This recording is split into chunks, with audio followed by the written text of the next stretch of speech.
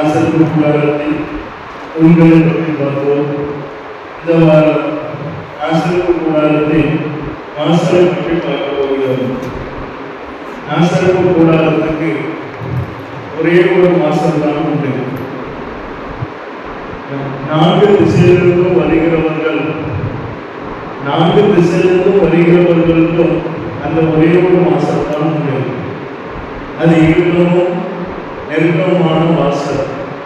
இந்த உலகத்திலே யாரு ரட்சிக்கப்பட வேண்டும் என்றாலும், தேவனுடைய ராஜ்யத்திற்கு யாரு போக வேண்டும் என்றாலும், இயேசுவை அல்லாமல் வேறு ஒருவராலும் என்ன ரட்சிப்பில்லை. அந்த வாசல் வழியாக பிரவேசிக்கிறவன் தான் தேவனுடைய ராஜ்யத்துக்குள் பிரவேசிக்க முடியும். இதுதான் கிருபையின் வாசல். இது மனவாளம் வரும் வரை இது திறந்தே இருக்கும். அதற்குள்ளாக நம்ம போனால் மட்டும்தான் என்ன கிடைக்கும் என்றால் நமக்கு ரட்சிப்பு கிடையாது. அப்ப இந்த வாசல் இயேசு கிறிஸ்து. இந்த வாசல் வழியாக ஒருவன் பிரவேசித்தால் அவன் உள்ளும் புறமும் சென்று மேய்ச்சலை கண்டடைவான். அப்ப இயேசுக்குள்ள நம்ம பிரவேசிக்கணும். அண்ணாதை எபிரேயர் 10ஆம் அதிகாரம் 19வது வசனத்தை வாசிங்க.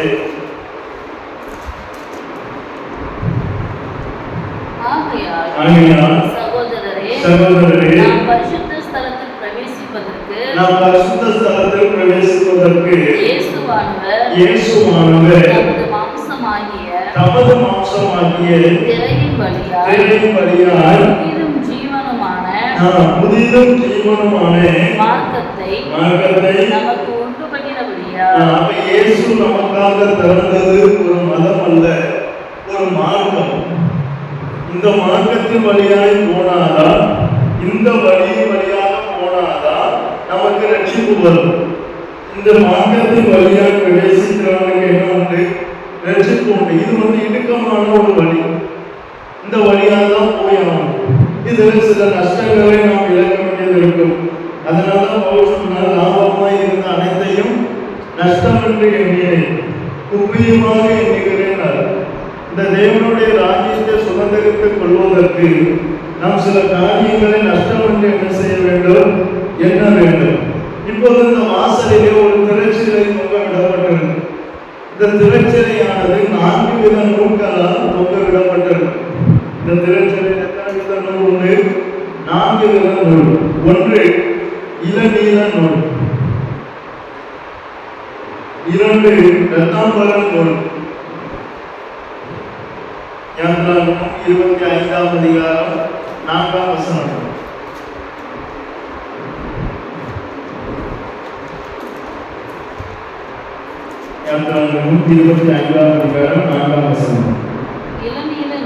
இளநீல நூலோ, இரத்தாம்பர நூலோ, சிவப்பு நூலோ,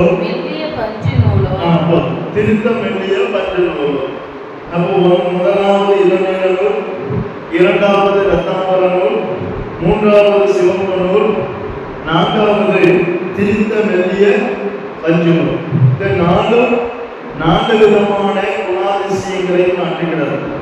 இளநீல நூல் தேவனுடைய கிருபையையும், இரத்தாம்பர நூல் இயேசு ராஜாதி ராஜா என்பதையும், சிவப்பு நூல் இயேசுவினுடைய இரத்தத்தையும், மெல்லிய பஞ்சு நூல் அவருடைய பரிசுத்தத்தையும் காட்டுகிறது. இந்த 4 வித நூல் தான் இந்த வாசலுக்குள்ளே நாம் பிரவேசிக்க நமக்கு உதவியது. அதனால்தான் அநேகருக்கு கிறிஸ்துவை அதிகமாக என்ன செய்கிறது? பிடிக்கிறது. ஏன்னா வாசலில் என்ன உண்டு? இந்த 4 வித நூல்களால் தொங்கவிடப்பட்ட திரைகள் உண்டு. இதெல்லாம் இயேசு கிறிஸ்துவினுடைய குணாதிசயங்கள். அந்த திரைச்சீலையை காற்றுக்கு இந்த திரைச்சீலை விலகாதபடிக்கு இந்த திரைச்சீலையை ஒரு முளை அடைத்து கயிறுகளால் இதை கட்டி வச்சிருப்பாங்க. நீங்க யாத்திராகமம் 27ஆம் அதிகாரம் 19வது வசனத்தை இப்போது எடுத்து வைத்துக் கொள்ளுங்கள். இந்த திரைச்சீலைக்கு மனாந்தரத்தில் காற்று அதிகமாக வீசும். இதுதான் ஆத்மாக்கள் உள்ள கவர்ந்து இருக்கும். அதனால இதுக்கு அதிகமான சோதனைகள் உண்டு. நம்ம ஆத்மாக்களை ஆதாயம் செய்கிறவர்களுக்கு அதிகமாக காற்று அடிக்கும். இந்த காற்றுல இந்த திரைச்சீலையானது விலகிவிடக் கூடாது என்பதற்காக அதுக்கு பக்கத்துல ஒரு முளையை அடித்து அதை கயிறுகளால கட்டி வைப்பாங்க. இந்த முளை வெண்கலத்தால உண்டாயிருக்க வேண்டும் என்று இயேசுவா சொல்லியிருக்கும். வாசிங்க, யாத்திராகமம் 27:19 வாசிங்க. வாசஸ்தலத்துக்கு அடுத்த சகல பணிவிடைக்கு தேவையான எல்லா பனிமுட்டுகளும் அதில் எல்லா முளைகளும் பிரகாரத்தின் எல்லா முளைகளும் வெண்கலமாய் இருக்க வேண்டும். வெண்கலம் என்றால் உறுதியானது. இது இயேசுவினுடைய பாடு மரணத்தை குறைக்கிறது. நாம் போன வாரம் பார்த்தோம். வெண்கலம் என்பதை இயேசுவினுடைய பாடு மரணத்தை குறிக்கிறது. நம்மை கிறிஸ்துவை விட்டு விலகாமல் காத்துக்கொள்ள நமக்கு இயேசுவினுடைய பாடு மரணம் மிக மிக அவசியம். அதுதான் நம்மை கிறிஸ்துவை விட்டு விலகாமல் நம்மை காத்துக்கொள்ளும். அதனால்தான் பவுல் சொன்னார், நாங்கள் எப்பொழுதும் அவருடைய மரணத்தை சுமந்து கொண்டு இருக்கிறோம். எப்பொழுதும் நெருக்கப்பட்டும் நாங்கள் என்ன செய்யவில்லை, ஒடுங்கி போகவில்லை, கீழே தள்ளப்பட்டும் மடிந்து போகவில்லை. காரணம் என்ன என்றால், முளை அடித்து கயிறுகளால் என்ன செய்யப்பட்டிருக்காங்க, கட்டப்பட்டிருக்காங்க. இயேசுனுடைய கல்வாரி மரணம் தான் நம்மை கிறிஸ்துவை விட்டு நாம் விலகாதபடிக்கு எவ்வளவு சோதனை வந்தாலும், எவ்வளவு பாடு வந்தாலும், எவ்வளவு உபத்திரம் வந்தாலும் நம்மை கிறிஸ்துவை விட்டு விலகாதபடிக்கு நம்மை காத்துக் கொள்வது எது என்றால் இயேசுனுடைய கல்வாரி மரணம். அதுதான் நமக்கு பலன். இப்ப இந்த முளை அடித்து இதை கயிறுகளால இந்த திரைச்சீலைக்கும் இந்த முனைக்கு என்ன உண்டு, ஒரு கயிறு உண்டு. அதுதான் இயேசுனுடைய அன்பு. இயேசுவினுடைய கல்வாரி மரணமும் அவர் மேல் நம்ம வைத்த அன்பும் தான் நம்மை கடைசி வரைக்கும் இயேசுக்குள்ளாக என்ன செய்யும், நம்மளை நிற்க பண்ணணும். ஆதியில் இருந்த பக்தியை விட்டு, ஆதியில் இருந்த வைராக்கியத்தை விட்டு, ஆதியில் இருந்த காரியங்களை விட்டுலாம் நம்மை தேவனை விட்டு விலக செய்யாதபடிக்கு எது உதவுகிறது என்றால் கல்வாரி மரணமும் தேவனுடைய அன்பும். ஆதியில் இருந்த வைராக்கியம் நமக்கு குறைந்திருந்தாலும், ஆதியில் இருந்த பக்தி நமக்கு குறைந்திருந்தாலும், அது எல்லாம் நாம் திரும்ப கேட்டுக்கொள்வது எதனால, அந்த கல்வாரி மரணம். அதனால இந்த திருச்சியில எவ்வளவு காற்று அடித்தாலும் அது விலகாமல் இருக்கிறது. காரணம் எது உதவுது, நம்மால் அல்ல, இது நம்மால் உண்டானது அல்ல, இது தேவனுடைய ஈவு. அப்ப நமக்கும் கல்வாரி மரணத்துக்கும் என்ன வேணும், ஒரு ஐக்கியம் இருந்துகிட்டே இருக்கணும். இயேசுனுடைய அன்புக்கும் நமக்கு என்ன இருக்கணும், ஒரு ஐக்கியம் இருந்துகிட்டே இருக்கணும். அப்பதான் அந்த திரட்சிகளை விலகாமல் ஆத்ம ஆதாயம் செய்கிறவர்கள் சோர்ந்து போகாமல் இருக்க வேண்டுமானால் இயேசுனுடைய பாடு மரணத்தை அடுத்தமும் என்ன செய்ய வேண்டும், சுமக்க வேண்டும். அதனால்தான் ஆங்கிலாமும் முஸ்லிமாவும் பவுல் செய்த ஊழியத்துக்காக என்ன செஞ்சாங்க, தங்களுடைய கருத்தையும் கொடுத்தார். காரணம் என்ன, இயேசுனுடைய கல்வாரி உடான தொழில் செய்கிறவங்க அந்த ஊழியத்துக்காக தங்கள் கருத்தையும் எவ்வளவு நாட்டு வந்தாலும் அதற்காக என்ன செஞ்சாங்க. அப்ப முளை என்பது எதை குறிக்கிறது, இயேசுனுடைய பாடு மரணம். கயிறு வந்து இயேசுனுடைய அன்பு. அப்ப நாம நிற்கிற அந்த கல்வாரி மரணம் தான் நம்ம என்ன செய்கிறது, இது மட்டும் நிறுத்துகிறது. அடுத்ததாக இந்த வாசலுக்குள்ள பிரவேசித்த பிறகு முதலாவது ஒன்று இருக்கும், அதுக்கு பேர் தான் பலிபீடம். இந்த பலிபீடத்தை தாண்டாமல் மகா பரிசுத்த ஸ்தலத்துக்கு போக முடியாது. அர்ப்பணிப்பு இல்லாமல் இயேசுவின் இடத்துல நெருங்க முடியாது. அர்ப்பணிப்பு இல்லாமல் பிதாவின் சந்நிதியிலே நெருங்க முடியாது.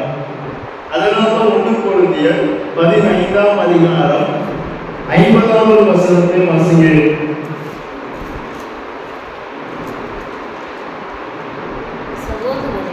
சகோதரரே, நான் சொல்லுகிறது என்னவெனில், மாம்சமும் இரத்தமும் தேவனுடைய ராஜ்யத்தை சுதந்தரிக்க மாட்டாது. தேவனுடைய ராஜ்யத்தை அப்ப இதை வச்சுட்டு நம்ம தேவனுடைய ராஜ்யத்தை சுதந்தரிக்க முடியாது. இந்த மாம்சமும் ரத்தமும் இருக்கக்கூடாது. இது அர்ப்பணிக்கப்பட வேண்டும். அர்ப்பணிப்பு இல்லாமல் நம்ம தேவனுடைய ராஜ்யத்திலேயோ தேவனோடோ நம்மால் என்ன செய்ய முடியாது, நெருங்க முடியாது. இந்த பலிபீடமானது எத்தனை முழ நீளத்தில் எத்தனை முழ அகலத்தில் கட்டப்பட்டது என்று பாருங்க. யாத்திராகமம் 27ஆம் அதிகாரம் 1ஆம் வசனமும் 2ஆம் வசனமும் வாசிங்க. 5 முழ நீளமும் 5 முழ நீளமும் 5 முழ அகலமாக. அப்ப 5 முழ நீளத்திலும் 5 முழ அகலத்திலும் இந்த சீத்தி மரத்தால பலிபீடம் உண்டாக்கப்பட வேண்டும். 5 முழ நீளம் 5 முழ அகலம் என்பது 5 கண்ட மக்களை குறிக்கிறது. எல்லா மக்களுக்காகவும் இயேசுதான் என்ன செய்தார், பலியானார். அதான் நம்முடைய பாவங்களை மாத்திரமல்ல, சர்வ லோகத்தின் பாவங்களையும் நிவர்த்தி செய்கிற கிருபாதார பலி அவரே என்று வேதம் சொல்லும். அப்ப சர்வ லோகத்திற்கும் பாவம் பரிகாரி யாரு? நம்முடைய கர்த்தராகிய இயேசு கிறிஸ்துதான். அதான் அவராலே அல்லாமல் வேறு ஒருவராலும் ரட்சிப்பு இல்லை. அதான் 5 கண்ட மக்களுக்காகவும் இயேசு என்ன செய்தார், பலியானார். அதான் 5 முழ நீளம் 5 முழ அகலம். இது சீத்தி மரத்தாலும் உண்டாக்கப்பட வேண்டும். இது எதை குறிக்கிறது என்றால், இயேசுவானவர் மனுஷ சாயலாக இந்த உலகத்திற்கு வந்தார். இயேசுவானவர் மனுஷ சாயலாக. அடுத்த வாசிக்க. 5 முழ நீளமும் 5 முழ அகலமாக சீத்தி மரத்தால் பலிபீடத்தையும் உண்டு பண்ணுவாயாக. அது சதுரமும் 3 முழ உயரமாய் இருப்பதாக. 3 முழ உயரமாக இருக்க வேண்டும். 3 முழம் என்பது பிலிப்பியர் 2ஆம் அதிகாரம் 10ஆம் வசனத்தை எடுத்துக்கொள்ளுங்கள். பிலிப்பியர் 2ஆம் அதிகாரம் 10ஆம் வசனம். கிறிஸ்துவின் நாமத்தில் வானோர் பூதலத்தோர் பூமியின் கீழானோருடைய இதுதான் 3 முழம். இந்த 3 முழத்துக்கும் யாருதான் பலியானார் என்றால் நம்முடைய கர்த்தராகிய இயேசு கிறிஸ்து. வானோர் பூதலத்தோர் பூமியின் கீழானோர். அப்ப 3 முழ நீள உயரத்தில் என்ன செய்யப்படும், பலிபீடமானது கட்டப்பட வேண்டும். அது எதனால மூடப்பட வேண்டும்? 2ஆம் வசனத்தை வாசிங்க. அது 4 முளைகளும் 4 கொம்புகளை உண்டாக்குவாயாக. அதன் கொம்புகள் அதனோட ஏகமாய் இருக்க வேண்டும். அதை வெண்கல தகட்டால் மூட வேண்டும். அது சீத்தி மரத்தால் செய்யப்பட்ட பலிபீடம் எதனால மூடப்பட்டது? தேவ வல்லமையினால மூடப்பட்டார். இயேசு இந்த உலகத்துக்கு மனுஷ சாயலாய் வந்தாலும் அவர் எதனால மூடப்பட்டார்? தேவ வல்லமையினால மூடப்பட்டார். இந்த பலிபீடத்துல அக்னி எரியும் போது அந்த பலிபீடம் என்ன செய்யக்கூடாது, பாதுகாக்கப்படும். தேவ கோபாக்கினை அந்த கொள்கதாயம் மேல ஏசப்பா மேல எரியும் போது ஏசப்பாவை பாதுகாத்தது எது? தேவனுடைய வல்லமை. எவ்வளவு அக்னி சோதனையிலும் தாங்கக்கூடிய சக்தி எங்க இருக்கு? தேவ வல்லமையில தான். அதுதான் வெங்கல். எந்த சோதனையிலும் நம்மளை நிற்க பண்ணக்கூடியது அந்த கண்ணாடி மரணத்தினுடைய வல்லம். அது அவ்வளவு வல்லமும். அதுதான் ஏசப்பாவை பாதுகாத்துச்சு. அதனாலதான் பவுல்கிட்ட ஏசப்பா என்ன சொல்வாங்க பாருங்க. 2 கொரிந்தியர் 12ஆம் அதிகாரம் 2 கொரிந்தியர் 12ஆம் அதிகாரம் 9ஆம் வசனத்தை வாசிக்கிறேன். என் கிருபை உனக்கு போதும், பலவீனத்திலே என் பலன் பூரணமாய் விளங்கும் என்றார். ஆகையால் கிறிஸ்துவின் வல்லமை என்மேல் தங்கும்படி என் பலவீனங்களை குறித்து நான் மிகவும் சந்தோஷமாய் மேன்மை பாராட்டுவேன். பலவீனங்களை குறித்து சந்தோஷப்படுகிற ஒரே மனிதன் பவுல். காரணம், அந்த பலவீனத்துல அந்த பலவீனம் அவனுக்கு பலவீனமாய் தெரியாதபடிக்கு அவனை காத்துக் கொள்வது எது? தேவனுடைய வல்லமை. அப்ப பலவீனத்தை எல்லாம் தாக்கக்கூடிய சக்தி எங்க இருக்கு? தேவனுடைய வல்லமையிலே. அவ்வளவு வல்லமையை யாருக்கு கொடுத்திருக்கார்? அவனுக்கு கொடுத்திருக்கார். அவனுக்கு ஒரு முள்ளு கொடுக்கப்பட்டிருந்தாலும் அந்த முள்ளு நீக்கும்படி அவன் ஜெயிச்சாலும் அந்த பலவீனத்தை எல்லாம் தாக்கக்கூடிய வல்லமையை கர்த்தர் யாருக்கு கொடுத்திருக்கார்? பவுல் அப்போஸ்தலனுக்கு கொடுத்திருக்கார். மனுஷனாய் இருந்து பார்த்தால் அந்த பலவீனத்துல அவனால இருக்க முடியாது. தேவ வல்லமை அவனை என்ன செய்து? அதனால பவுல் சொன்னார், இந்த பலவீனங்களை நான் என்ன செய்வேன்? சந்தோஷம். இந்த பலவீனங்களையும் இந்த தெய்வ வல்லமை என்ன செய்து? அப்ப எவ்வளவு பலவீனம் இருந்தாலும் தெய்வ வல்லமையினால நம்ம மூடப்பட்டிருந்தால் எந்த பலவீனத்தையும் தாங்க நமக்கு என்ன உண்டு? வல்லமை. அதனால பவுல் சொன்ன, என்னை பலப்படுத்துகிற கிறிஸ்துவினாலே எல்லாவற்றையும் செய்ய. இதன் மத்தியில பலவீனங்களின் மத்தியிலும் எல்லாவற்றையும் செய்ய எனக்கு நாம் என்னது? தேவனுடைய வல்லமை. அந்த வல்லமையின் மேல் விளங்கும்படி இந்த பலவீனங்களை குறித்து நான் என்ன செய்கிறேன்? சந்தோஷம். அப்ப பலவீனம் எவ்வளவு வந்தாலும் அந்த பலவீனத்தின் மத்தியிலும் நம்மளை தேவனுக்காக நிற்கப்படுவது எது? தேவ வல்லமை. அக்னியில போட்டாலும் அந்த அக்னியிலும் 4 பேர் அப்படியே 3 பேர் அப்படியே சாயம் மாறாம தெரிஞ்சாங்க. அதுதான் தேவனுடைய வல்லமை. நமக்கு எவ்வளவு பலவீனம் இருந்தாலும் தேவனுடைய வல்லமை தான் நிரப்பப்பட்டிருந்தா இந்த முடிக்கு கூட என்ன வராது? சேதங்கள் வராது. அந்த அளவுக்கு தேவ வல்லமைக்கு வல்லமை. அப்ப நம்ம எதுக்காக அதிகமா ஜெபிக்கணும்? இந்த பலவீனம் ஆக வேண்டும் என்று ஜெபிப்பதை விட தேவ வல்லமை எனக்கு இன்னும் அதிகமாய் ஆகும் என்று ஜெபிக்கணும். அப்பதான் இந்த பலவீனத்தையே நம்மளால என்ன செய்ய முடியும்? தேவனுக்காக செயல்படும். பவுலை பலவீனத்திலும் பலப்படுத்தியது யாரு? கிறிஸ்து. அந்த வல்லமை இயேசுவினுடைய கல்வாரி மரணம், அந்த கல்வாரி மரணம் அவனை பலப்படுத்து. எவ்வளவோ தெரிஞ்சான் பலவீனம். ஆனா அந்த மரணம் அவன் என்ன செய்து? இயேசுதான். அதான் பலிபீடம் சீட்டி மரத்தால் செய்யப்பட்டாலும் பெண்கள் தகத்தால அது எப்பொழுது என்று கொண்டிருக்கும். எவ்வளவு பலவீனம் இருந்தாலும் இயேசுவாக எப்பொழுதும் எண்ணிக்கிட்டே சொல்லுவாங்க. ஆவியிலே அசதியாகிறார்கள், ஆவியிலே அனலாக எப்பொழுது எண்ணிக்கிட்டே இருந்தால் எந்த பலவீனமோ எப்படி தெரியாது?